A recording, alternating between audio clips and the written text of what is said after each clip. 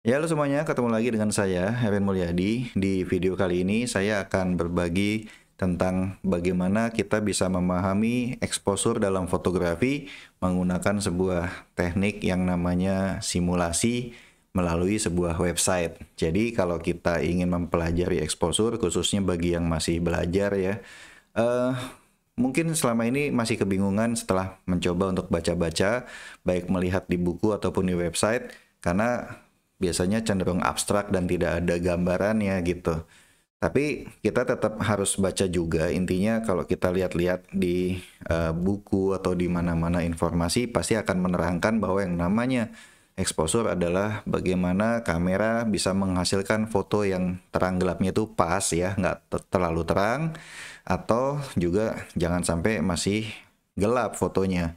Dan itu tentunya bisa didapat dengan tiga hal yang bisa diatur, yaitu pertama adalah shutter speed atau berapa lama sebuah foto diambil, yang keduanya adalah diafragma lensanya dan ini tergantung sama lensa yang kita pakai, dan ketiga adalah kepekaan sensor di kamera digital ya, yaitu ISO-nya itu sendiri. Kombinasi ketiganya ini eh, punya punya manfaat yang bisa mengatur hasil foto walaupun dipakai di tempat yang cahayanya terang sekali atau juga yang cenderung low light ya atau agak gelap. Biasanya yang kita masih bingung adalah bagaimana hubungan ketiganya. Misalnya apalagi kamera kan menyediakan ada mode auto, mode manual dan mode-mode yang lain. Ternyata setelah saya amat-amati menggunakan simulasi exposure lebih bisa kita bikin lebih cepat paham daripada menggunakan gambar kayak gini. Kalau gambar kayak gini, ini udah lumayan ya, udah lumayan bisa dipahami. Tapi saya pikir kita bisa gunakan cara yang lebih keren yaitu menggunakan ini. Ini adalah sebuah website dari bethecamera.com. Terima kasih kepada yang sudah bersusah payah membuat codingnya ini ya, sehingga saya lihat ini sangat informatif sekali. Misalnya kita bisa lihat di bagian kiri ini adalah pengaturan kamera ya. Ini pura-pura aja ini simulasi ya. Di kanan adalah contoh gambar yang akan kita dapat. Di atasnya ada pilihan mau pakai kamera apa. Dia sediakan beberapa. Ini juga cukup banyak ya. Ada full frame dengan lensa fix 50, ada full frame dengan lensa zoom 24-105, ada lensa PSC, kamera PSC dengan lensa 50, kamera PSC dengan lensa kit ya 1855 yang zoom, dan yang pakai Panasonic Olympus bisa lihat juga di sini ada Micro Four Third, yang pakai kamera pocket di sini ada juga wakil dari kamera pocket, dan smartphone bahkan ada juga. Saya akan coba mulai dengan yang 50 dulu ya, 50 mili f1,8. Dan di sini ada beberapa keadaan. Di sini ada scene pemandangan, misalnya beruang di pohon, kemudian dengan lensa 24, 24, 50 atau 80. Kemudian ada yang lain-lain lagi, kita nggak akan coba satu-satu ya. Kita hanya lihat bagaimana simulator ini keren banget gitu. 9 EV ini mau bilang bahwa tempat foto ini diambil cenderung cukup terang ya, 9 exposure value, tapi memang tidak seterang yang 11 misalnya. Oke, kita coba lihat saja ya. Misalnya di sini ada yang namanya mode A, artinya auto, M ini manual, AV dan TV ini ya sama kayak mode A atau mode S ya kalau di kamera pada umumnya. Di sini ada ISO, ada aperture dan ada shutter speed, di bawahnya ada exposure value. Nah, exposure yang pas itu ya yang nol itu yang di tengah-tengah. Kalau kita geser ke kiri jadi gelap, ke kanan jadi terang. Tapi akhirnya kita jadi paham bahwa oh ternyata kalau sebuah foto itu gelap atau dibilang misalnya under ya, misalnya -2 ini under nih. Ternyata misalnya oh shutter speednya cepat, makanya fotonya jadi gelap. Ini penyebabnya. Sebaliknya kalau saya bikin plus, oh ternyata apa misalnya shutter speednya eh, menjadi agak lebih lambat atau ISO-nya naik ya. Di sini kita lihat ISO-nya pelan-pelan naik. Jadi itu intinya. Kita akan coba misalnya ingin tahu apa sih yang kita akan dapat kalau lensanya saya kecilkan aperture-nya ke f4 misalnya.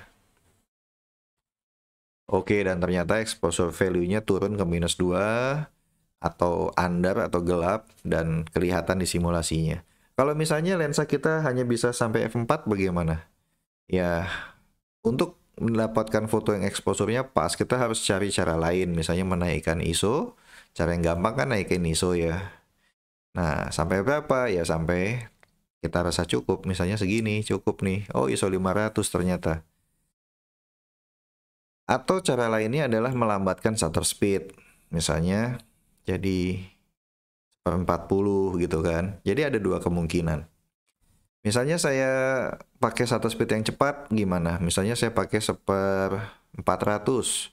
Ya otomatis ISO-nya harus naik jauh ya. Misalnya ISO 1000, 1200 atau 1600. Dan ini keren juga, dia bisa simulasikan sesuatu hal yang unik ya. Kalau misalnya ISO-nya saya pakai sangat tinggi, misalnya karena saya pakai bukaan kecil, misal saya pakai f8, kita bisa lihat apa yang terjadi. Ternyata selain mensimulasikan gelap terang, layar ini juga bisa mensimulasikan noise dan depth ya. Coba lihat ISO 6400 itu muncul banyak noise di fotonya. Dan f10 atau f11 misalnya akan menghasilkan depth of field yang tajam semua. Maksudnya baik si bonekanya ataupun pemandangan di belakang itu kelihatan semuanya terlihat fokus atau terlihat jelas. Nah, ini juga bagian dari simulasi. Jadi saya pikir yang bikin website ini keren sekali ya. Dia bisa membuat kita jadi paham, oh ternyata begini loh kalau kita menggunakan bukaan kecil, maka depth-nya aman. Apa sih bedanya kalau saya pakai f 1,8? Ya tentunya kita lihat aja ya dengan 1,8. Ternyata depth-nya menjadi tipis. Dalam arti kalau saya fokusnya ke foreground atau ke subjek yang di depan, maka belakangnya akan blur nih kayak gini. Coba kita lihat di sini ada tombol background, saya pencet fokus ke background. Yang terjadi adalah si bonekanya itu jadi blur ya, yang di depan jadi blur, yang tajam justru di belakang.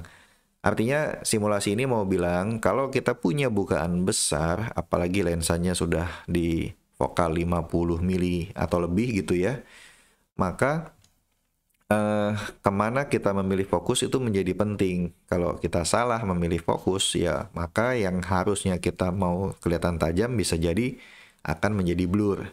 Maka saya lihat ya, simulator ini harusnya bisa dengan lebih mudah membuat teman-teman jadi cepat paham gitu loh tentang keterkaitan antara variabel ISO, aperture, shutter speed, exposure value, depth of field, noise, dan ya ternyata ujung-ujungnya kita tuh ingin dapat foto yang exposure-nya pas tapi juga dengan beberapa pertimbangan ya, pertimbangan misalnya mau noise atau enggak, mau slow speed atau mau beku ya. Ini tidak ada simulasinya sih, tapi kira-kira bisa kita pertimbangkan juga tuh. Atau yang paling umum sih adalah apakah mau belakangnya blur atau tajam.